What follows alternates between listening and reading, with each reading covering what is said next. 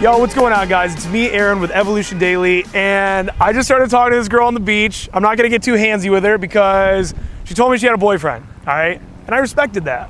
I told you right out of the gate, I was like, I'm not gonna try to like flirt with you on camera or keep trying to push past that, right?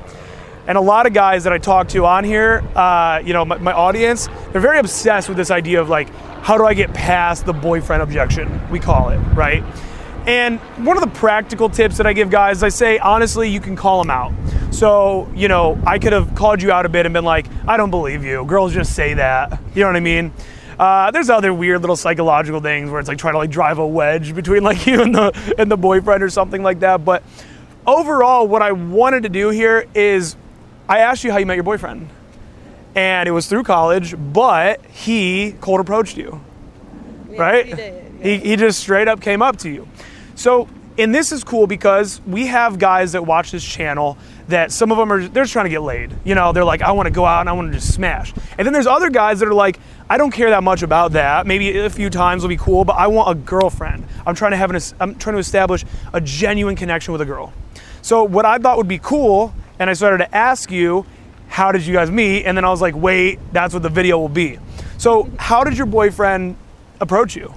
So yeah, I was making a beat at my college, McNally Smith, and he just kind of came up to me, tapped me on my shoulder, was like, hey, can I make this beat with you? And I was like, you know, you're weird, go away.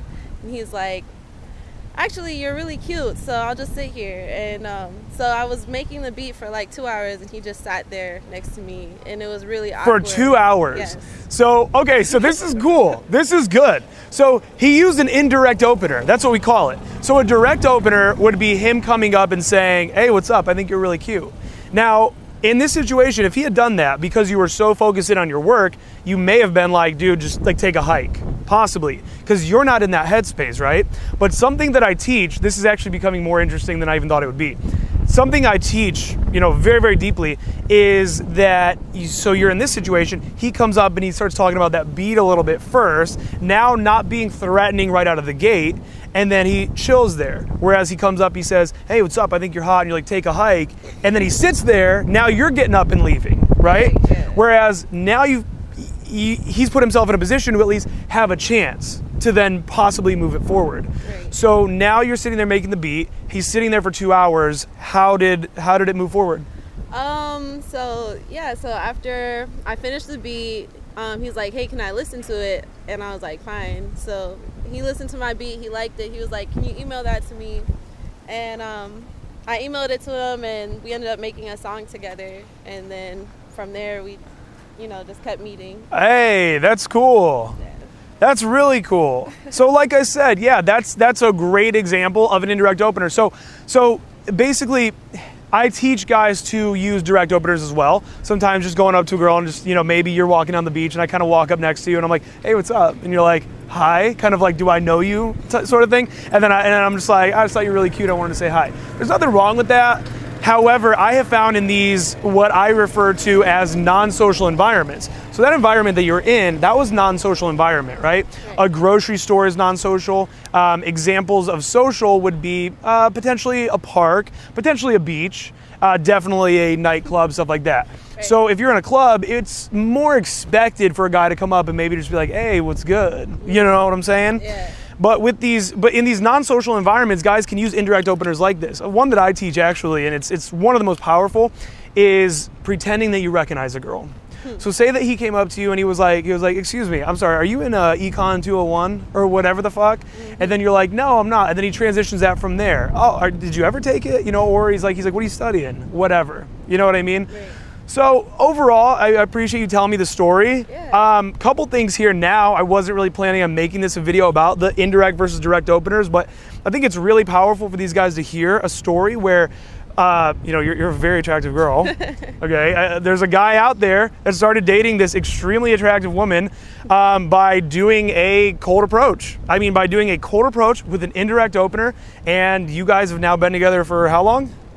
It's been about 2 years. 2 years. Yeah. If you want a solid girlfriend, this is what you do. An indirect opener on your college campus, right? Yeah. Hey, thank you very much for being in the video. right, I appreciate you're it. welcome. Smash that subscribe button right now. So what I think a lot of guys don't understand is being really good at day game is a superpower.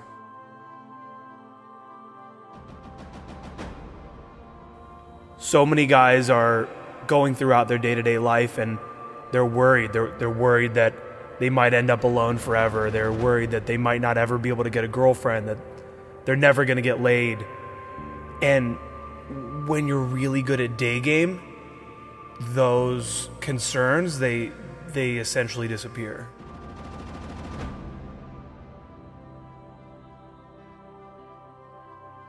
This isn't about dedicating your entire life to the game. This isn't about becoming a pickup artist. This is about meeting women while living an extraordinary life. I've seen firsthand the power of day game, both in myself and in my students. Guys that went out to the streets, to the malls, to the grocery stores, met beautiful women that they either ended up sleeping with or turned into their girlfriends. This isn't about coping within a world that tells you you're not good enough. This is about thriving.